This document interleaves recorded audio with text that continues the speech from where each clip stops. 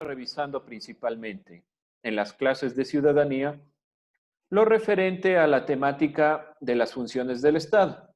Hemos visto cuál es la función legislativa, ejecutiva y demás. Vamos a especificar de lo que ya vinimos diciendo ciertos puntos relevantes de dos funciones principales, la función ejecutiva y la legislativa. Como ustedes pueden haber visto ya en su planificación, vamos a tratar sobre esta temática. Vamos con una pregunta. ¿Qué podrían hacer ustedes si fueran presidentes? ¿Alguien? ¿Qué harían si llegaran al cargo de presidentes? No robar al pueblo. ¿Y cómo lo haría? Haciendo que, o sea, todo el dinero se vaya a cosas que necesitan de verdad, no cosas que no tienen nada que ver. O sea, porque dicen que hacen escuelas y todo eso, está bien, ¿no? Pero también se llevan un gran porcentaje de todo eso.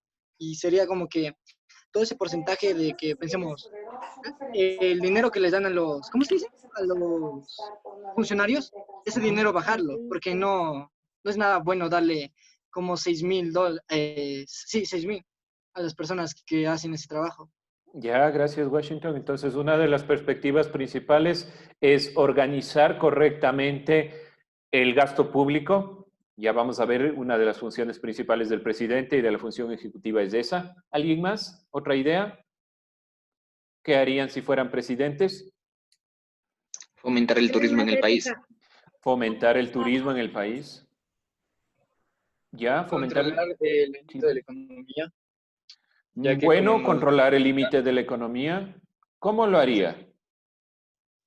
Muy bien, sería teniendo un fondo para ocasiones de riesgo, como por ejemplo en el momento que estamos pasando, nos damos cuenta que no hay suficiente dinero como para subsistir el país, por eso es que hay la rebaja de sueldo. Entonces, ¿por qué no tenemos ese ahorro? Fue porque el dinero que estaba dispuesto para estos incidentes fue utilizado en cosas que no debía haber sido utilizado, como por ejemplo haber hecho carreteras, y no es que sea una mala obra, pero el dinero no estaba destinado en sí para eso. Ya, muchas gracias, Sebastián.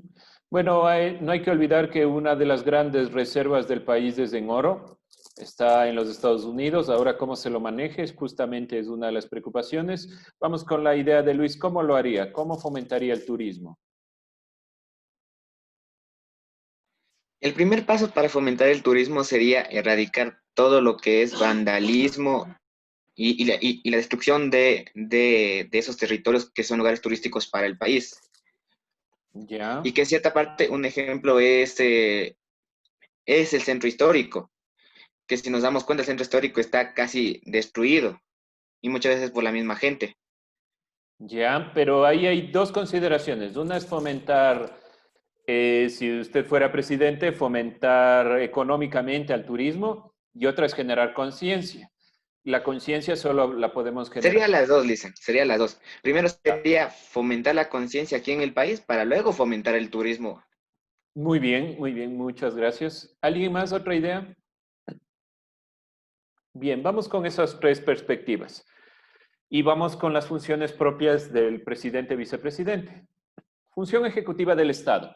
¿Quién está a cargo principalmente? El presidente. Ustedes han dado ciertas propuestas y ciertas ideas de qué debemos hacer con esto que el presidente es su función principal. Es el presidente y el vicepresidente los que están a cargo principalmente de la función ejecutiva.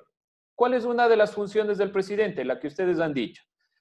Mirar, observar y guiar el gasto público para cuestiones que sean del pueblo y para el pueblo, con las consideraciones propias de las necesidades de nuestra nacionalidad, de nuestro país, de nuestros pueblos en general. El presidente debería guiar ese gasto público. Hemos visto que en el problema actual de la pandemia que estamos pasando hay un recorte de presupuesto.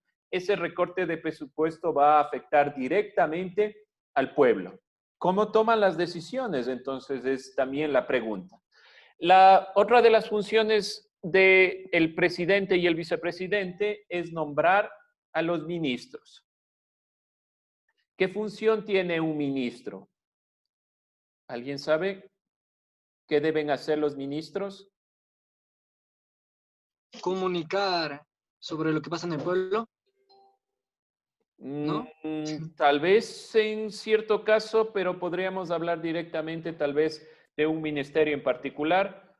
Pueden opinar, por ejemplo, si hablamos de la ministra de Gobierno, manifiesta lo que se está tomando a partir de el presidente y vicepresidente. Sí, pero tienen además una función más profunda, que es guiar lo que el Estado como tal, presidente y vicepresidente, dan a los diferentes ministerios. Hablemos de que el Ministerio, por ejemplo, de Educación, ¿cuál es la función principal del Ministerio de Educación? ¿Una idea? ¿Qué debe hacer el Ministerio de Educación? Llevar un control sobre cada unidad. Sí, cada unidad educativa, más que cada unidad educativa, nosotros tenemos ahora dividido en distritos. Cada uno de los distritos se refieren al Ministerio de Educación. Debe velar por la educación de los niños, niñas y adolescentes en general. Hablamos de la educación media y la educación básica. Y esta guía por medio del Ministerio de Educación tiene un gasto. Ese gasto está controlado por el ministro, la ministra, en este caso la ministra de Educación, que se le delega a partir del presidente y vicepresidente. Principalmente el presidente es el que nombra ministros. El presidente nombra a quienes van a formar parte del gabinete de los ministros. Ese ministro debe guiar el recurso que tiene añadido desde la presidencia para hacer obras. En este caso, sean obras en educación o en salud, que son las más importantes en el país. Entonces, la función de la que es responsable la función ejecutiva es principalmente poner en marcha el aparato institucional del Estado. Que todos los ministerios y que todos los impuestos que se pagan sean guiados dependiendo de la necesidad. ¿Y cómo lo hace? A través de la formulación de políticas públicas. ¿Qué entendemos por política pública? ¿Alguien una idea qué es una política pública? Que todos deben Algo de así como saber esa burocracia. política. Política para el pueblo. Ah, ok. Ya, política para el pueblo. Pero a ver, vamos primero Melanie, escucho, de ahí vamos Sebastián. O sea que todo el pueblo debe de saber sobre esa política. Ya, pero en el fondo, ¿qué es esa política? Sebastián. Como burocracia, algo así. Sí, tiene que ver con la burocracia, con ese papeleo para llegar a obtener cosas. Sí, también el Poder Ejecutivo debe organizar la burocracia. ¿Y política pública? ¿Alguien más? ¿Otra idea? ¿Qué es concretamente? Serían como actividades que se van a realizar a lo largo de todo el año y que se gestiona posiblemente por el presidente y vicepresidente, etcétera. Sí, muy bien, perfecto. Son esas actividades guiadas directamente, como pueden ver en la imagen. Esto es lo que hace el presidente y la función ejecutiva en general. El presidente delega a los ministros una cantidad de dinero para que hagan obras, para que ejecuten ciertas consideraciones dentro de su jurisdicción. Hablemos, por ejemplo, servicios básicos, hablamos de la educación, hablamos de vivienda, hablamos de seguro social, hablamos de salud. Cada uno de los ministerios, a partir del presidente y vicepresidente en sus funciones, está delegar el gasto público para que los ministros puedan determinar qué se va a hacer con ese dinero, a dónde va. Primordialmente debe ir a salud, educación y lo que nosotros diríamos principalmente a que las personas tengan la posibilidad de vivir dignamente. Ahora, ¿qué pasa con el último proceso de la ley humanitaria? Hay un recorte en educación. Tal vez no directamente dentro del Ministerio de Educación, pero está existiendo un recorte primordialmente en el sector de la universidad, como recorte. Ahora, como recorte a nivel de trabajo, se está dando en todos los campos. Y la educación no es una excepción, porque como servidores públicos, los trabajadores profesores de las escuelas y colegios fiscales van a tener un recorte. ¿Qué va a generar, creen ustedes, esto en la sociedad a futuro? Este recorte en nivel de educación, salud. Que se quita algunas materias, ya Puede que... ser. Algunas Pero le carreras hicieron una también. pregunta, a los privados, o sea, a nosotros, a nuestro colegio, ¿ustedes les bajan el sueldo o no? Directamente nosotros no tenemos un recorte de sueldo en el sentido de un aporte. No se olviden que la ley humanitaria es un aporte de la cantidad del sueldo dependiendo de qué servidor público sea. Esto está más en el ámbito público, hablemos de los colegios fiscales. Ahí es donde va más el recorte. Pero si nosotros vemos, también nos afecta en general, porque muchos de los profesores del sector público van a ser despedidos. No va a haber para muchas materias, no va a haber cómo contratar muchos profesores. ¿A dónde van a ir también esos profesores? Tal vez al sector privado. Esto podría generar que un mismo profesor dé 5 o 6 materias, el mismo. Sí, puede generar. Ya hay esos problemas en el sector público. Hay profesores que tienen que llenar las plazas de los profesores, por ejemplo, que fueron por contrato y que tienen nombramiento. Ese profesor tal vez, digamos, yo estoy dentro del área de estudios sociales, tenga que dar algo más de lo que yo no doy.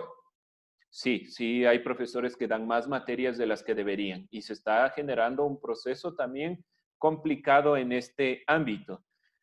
Ahora, ¿cómo van a subsistir las familias que dependen del sector público? Muchos van a ser despedidos. ¿Dónde les vamos a ingresar? ¿Qué solución darían para este problema? Regresando a la primera pregunta. Es un problema en el que estamos atravesando en la actualidad. ¿Qué solución podemos dar en el momento? Ya no pensemos tanto en tal vez la ley no sirve. Ya tenemos todo este panorama. ¿Qué podemos hacer frente a este panorama? ¿Complicada la pregunta? Sí, es complicada. ¿Alguien tiene alguna idea que podremos hacer? ¿Hacia dónde guiarnos y cómo encaminarnos en esta perspectiva? Les dejo con Ya, ¿Sí? ¿Washington? sería que todos comiencen a hacer su propio, o sea, lugar privado para que tengan trabajos, o crear más trabajos sería. Ya, Yo pienso que pero sí. digamos que yo tengo mi empresa. Listo. Todos se ponen en una empresa igual. ¿Cómo compito si el Estado no me da las garantías para competir? Aquí es un problema un poco más profundo. Yo puedo tener mi emprendimiento y es correcto, puedo yo subsistir con ese emprendimiento, pero si el Estado da recortes y no hace alianzas de los ministerios con el sector privado, no puedo competir. Entonces, la función principal, por ejemplo, hablando del presidente, es intentar guiar que esas normativas que ha planteado y se han aprobado en la Asamblea puedan guiarse de la mejor manera. Me parece que tenemos inconvenientes en esta perspectiva desde la función ejecutiva. Bien, continuemos. Como les decía anteriormente, el presidente de la República nombra al gabinete integrado por los ministros del Estado, que lo representan en las distintas carteras, salud, educación, vivienda. No olvidarse eso, está dentro del artículo de la Constitución. El vicepresidente, en nuestro caso, el vicepresidente Otto Sonnenhosner, reemplaza al presidente en caso de ausencia y debe cumplir ciertos dictámenes que le plantean la Constitución. Si nosotros hemos revisado quién ha estado al frente dentro de la pandemia, ha sido el vicepresidente. El presidente puede delegarle principalmente estas funciones y puede guiar también el vicepresidente las consideraciones, por ejemplo, en el caso del control a cada uno de estos elementos. El vicepresidente, en el caso de la pandemia, ha estado revisando y controlando que el Ministerio de Salud guíe el gasto público hacia la prioridad. En este caso, nuestra prioridad, combatir el coronavirus. Ahora, hay muchos problemas y se han presentado muchos problemas en el manejo y el gasto público del Estado. Ustedes deben saber que hay varias quejas y varios elementos que no han sido guiados de una forma correcta. Hay que ser críticos frente a esta postura, porque quienes eligen presidentes y vicepresidentes es el pueblo, somos nosotros. Ustedes ya están dentro de las perspectivas también de posteriormente poder generar el voto facultativo. Entonces hay que ser conscientes de a quiénes elegimos y por qué razón. Vamos con una pregunta que está dentro de nuestro taller. ¿Cómo regula el poder ejecutivo al legislativo? Hablemos que el poder legislativo son los asambleístas, aquellos que aprueban las leyes. ¿Cómo podrá el ejecutivo regular al legislativo? ¿Alguien, alguna idea?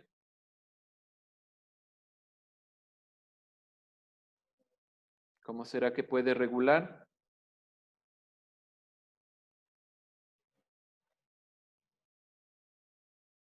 ¿No? Entendemos las funciones, ¿no es cierto? Están claras las funciones del poder ejecutivo. Principalmente la función es poner en marcha el aparataje institucional del Estado a través de la formulación de políticas públicas. Ahora, ¿cómo puede este poder ejecutivo principalmente regular al legislativo? ¿Alguien tiene alguna noción? ¿Cómo será que puede? El poder ejecutivo es el que en cierta parte domina el legislativo y se enfoca en que el legislativo haga bien su trabajo. Y el legislativo es el que hace y reforma las leyes, ¿verdad? Entonces el ejecutivo podría dar ideas de leyes, lo cual el legislativo podría acceder o denegar, ¿verdad? Sí, perfecto. Ahora, nosotros hemos visto la ley humanitaria. Dentro de la ley humanitaria, ciertos grupos sociales planteaban que deben bajarle el sueldo a los asambleístas. ¿Por qué no sucedió eso? Si el Poder Ejecutivo dijo, vamos a plantear la ley en cuanto vamos a quitarle el sueldo vitalicio a los presidentes, vamos a bajar el sueldo de los presidentes, pero ¿por qué no bajar el sueldo de los asambleístas? ¿Y por qué no pudieron generar eso? ¿Por qué el Ejecutivo no pudo tener una regulación del legislativo en cuanto a gasto? Porque en cierta parte también les afecta a ellos. Claro que les afecta a ellos, pero me refiero a que será realmente que el Poder Ejecutivo puede controlar o regular al legislativo. Ahí es donde nos queda la duda. No al 100%. Eso sí. No al 100%. Y eso es una de las problemáticas que podemos revisar, igual con la última ley humanitaria. El problema central es que tal vez ellos son los que están ganando demasiado y tendremos que hacer un recorte. Y el recorte desde el Ejecutivo solo puede plantearse y puede decirse, tal vez no vamos a dar a nuestros ministerios mucho dinero, pero el legislativo es el que aprueba las leyes y ahí nos genera un problema. Entonces, ¿cómo regula prácticamente el Poder Ejecutivo? Tal vez lo regula con el gasto público en la determinación de lo que se puede hacer, pero siempre tiene que pasar por el legislativo. Y el legislativo que aprueba las leyes va a determinar qué se puede y no hacer. Esta es la composición del Parlamento, por lo menos en la composición anterior del Parlamento, donde hablamos que principalmente hay un grupo, un partido político que domina el país, lo ha sido durante mucho tiempo, no me refiero solo a Alianza País, sino en los diferentes procesos electorales y en los diferentes procesos de la nación, ha habido grupos de poder que generan la mayoría. Esa mayoría puede tener problemas. ¿Qué problemas hemos visto en la composición del Parlamento de la Asamblea Nacional con estas mayorías? ¿O no creen que exista algún inconveniente? ¿Qué inconveniente podría darnos esta postura de tener una mayoría de un solo partido político? Que puede tener más poder sobre el resto de, ¿cómo es la palabra? Todos van a apoyar una sola ideología, así que no va a haber debate para discutir las acciones tomadas por el gobierno. Ya, las dos ideas son correctas. ¿Y cómo creen que la Constitución? Es decir, hay un método para que la Constitución no genere esto. Yo sé que en la anterior, por ejemplo, en el anterior gobierno se basó mucho en su asamblea. El anterior presidente se dio cuenta que la fuerza no está en el Poder Ejecutivo, sino en el Legislativo, y generó este proceso, donde la mayoría de las leyes se aprobaban desde el Ejecutivo, porque en el Legislativo tenían mayoría. ¿Cómo podemos romper esto? ¿Cómo romper esta perspectiva hegemónica de un solo partido político? ¿Cómo tener gente que opine desde otros puntos de vista? Dejando que más personas se unan a eso y para que den su punto de vista de lo que creen. ¿Sí? Es como hacer un debate, ¿verdad? Necesitamos como tener opciones y a la vez un moderador, así que debería haber cada persona de diferentes partidos en la asamblea. Y a la vez debería haber como un pacifista que no está ni a favor ni en contra de ninguna de las partidos políticos. Ya, muy bien. Eso es una de las posturas que supuestamente la Constitución del Ecuador tiene, porque la Constitución del Ecuador habla de minorías. Las minorías deben ser escuchadas, no solo de partidos políticos, sino también de movimientos locales. Vamos a ver un video donde nos manifiestan justamente la perspectiva también de la mujer dentro de la asamblea. Vamos revisando esta postura dentro de este video y me permiten un momento. Las posturas que ustedes han dicho son correctas. Tienen una noción clara de la visión de lo que debe hacer. El diálogo es fundamental. El diálogo es el comienzo y el principio de lo que hace la asamblea. ¿Dónde está el problema? Cuando el poder ejecutivo quiere determinar específicamente lo que se debe o no hacer. Entonces tenemos que tener un criterio. ¿A quiénes tenemos entonces que elegir primordialmente? A los asambleístas, porque son los que van a determinar la ley y la norma. Es muy importante ser conscientes de a quienes elegimos como asambleístas. Vamos revisando un poco este video.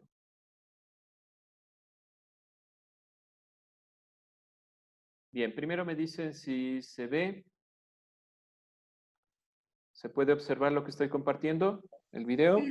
Sí. Ya, vamos con el video. Entonces, tomarán nota de lo que se dice aquí. Números. Contigo de ley. La función legislativa generó espacios de participación para las mujeres. Su presencia alcanza más del 40%. Sus tres principales autoridades son mujeres.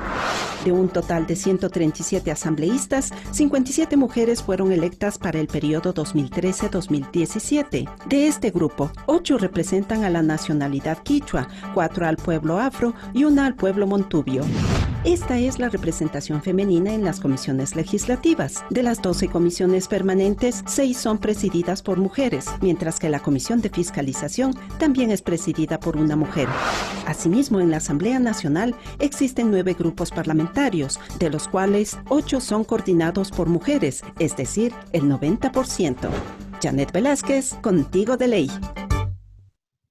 Bien, jóvenes. Entonces, vemos la importancia de que haya un acceso también de otros grupos. Siempre fueron grupos minoritarios, en el caso, por ejemplo, de las mujeres, de los montubios, de los afrodescendientes, de los indígenas.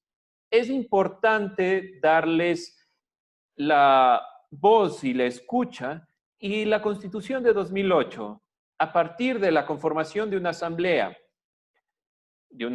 nacional, plantea la perspectiva de que la minoría debe ser escuchada. Ahora, en la práctica tenemos muchos problemas con estas consideraciones.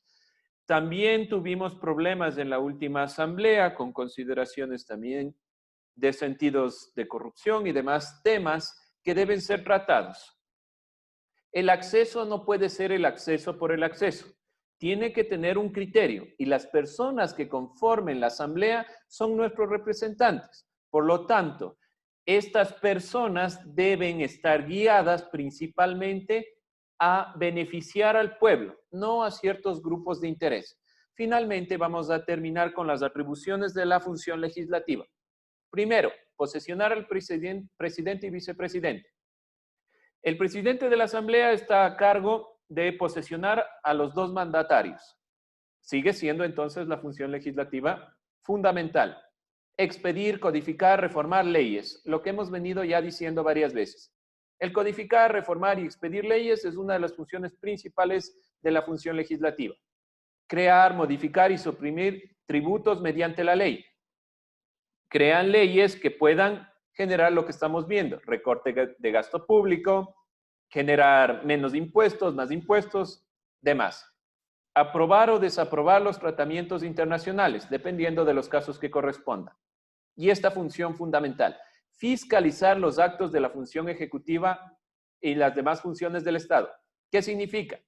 Que los demás organismos y los demás poderes, hablemos del poder ejecutivo, está necesariamente controlado por el poder legislativo. El presidente, vicepresidente y ministros deben llevar cuentas a la función legislativa, a la asamblea, de lo que están haciendo con el gasto público. Y ellos, por lo tanto, aprueban el presupuesto general del Estado. Entonces, regresando a la pregunta, el poder legislativo es el que realmente controla al poder ejecutivo, porque si aprueba el gasto público, el gasto general del Estado, van a decir hasta dónde puede llegar el gasto del presidente, vicepresidente y de los ministros, dependiendo de cada una de las funciones. Hay que también delimitar el límite de endeudamiento.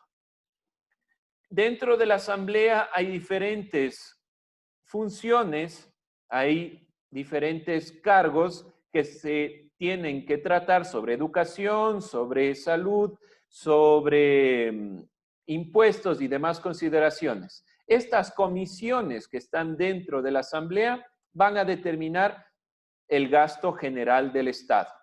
Cada una de las comisiones deben entonces tener esta función. Y como les decía anteriormente, ¿qué es lo más importante? Elegir correctamente a los asambleístas, porque determinan todas las demás funciones.